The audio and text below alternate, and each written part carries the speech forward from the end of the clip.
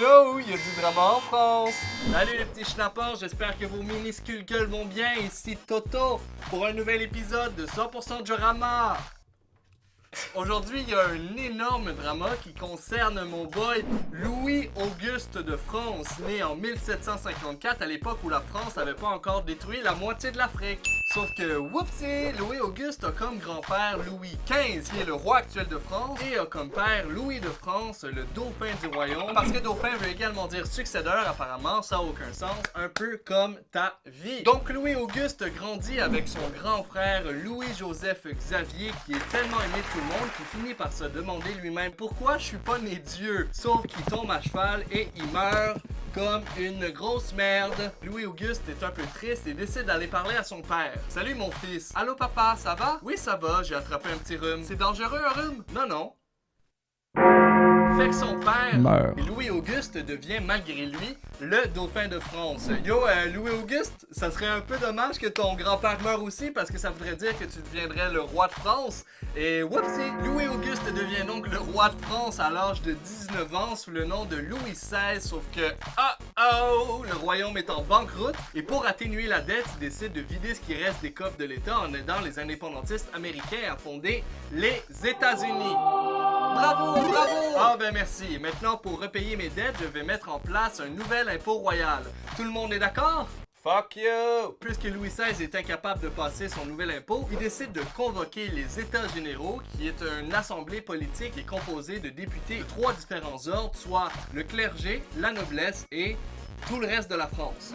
Yo Louis XVI, c'est un peu triste que tu doives convoquer les États généraux, man. Sais-tu quoi d'autre est triste? La mort de ton fils. C'est la révolution! Drama! Le tiers-état s'autoproclame Assemblée générale et dit « Fuck la monarchie absolue, nous on veut une monarchie constitutionnelle ». Sauf que Louis XVI refuse de reconnaître l'Assemblée nationale et déploie des forces partout autour de Paris en se disant « C'est probablement la meilleure manière pour calmer les gens ». Surprise, ça marche fuck all! Fait que finalement, Louis XVI reconnaît l'Assemblée nationale, sauf que le peuple est comme « Il me semble que ça serait cool d'avoir du blé à Paris. » Et vous savez où il y a du blé? À Versailles. Vous savez qui est à Versailles? Le roi. Toc toc. Qui est là? Le peuple. Louis, pourrais-tu revenir à Paris, s'il te plaît?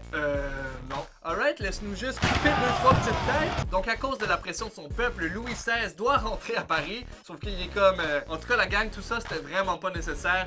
Jamais je quitterai Paris en vous laissant derrière. Et oups, Louis XVI essaie de s'enfuir. Mais attendez une seconde. Si on zoome énormément sur Louis XVI, on se rend compte qu'en fait, c'est une petite merde. Donc, il se fait attraper et ramener à Paris de force. Yo, Louis XVI, man! Tu voulais juste t'enfuir sans rien dire? C'est quoi? T'es-tu mon père?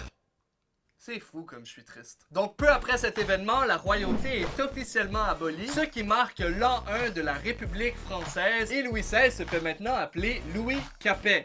Hostie de nom de marde. Un procès commence officiellement pour juger les fautes de l'ancien roi. Louis Capet est donc enfermé dans un château et un jour il regarde par la fenêtre et voit quelque chose au loin. Qu'est-ce que c'est? Un oiseau? Un avion? Non, c'est une guillotine.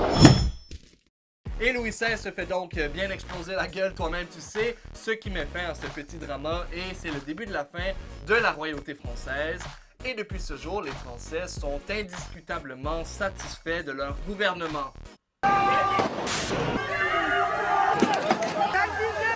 Et voilà ce qui met fin à cette minuscule vidéo. Si toi aussi t'es pas capable de t'endormir le soir, soutiens-moi sur Tipeee. Mettez un pouce dans les airs, abonnez-vous à ma chaîne et rappelle-toi que le bonheur que tu vis actuellement est éphémère. Salut tout le monde!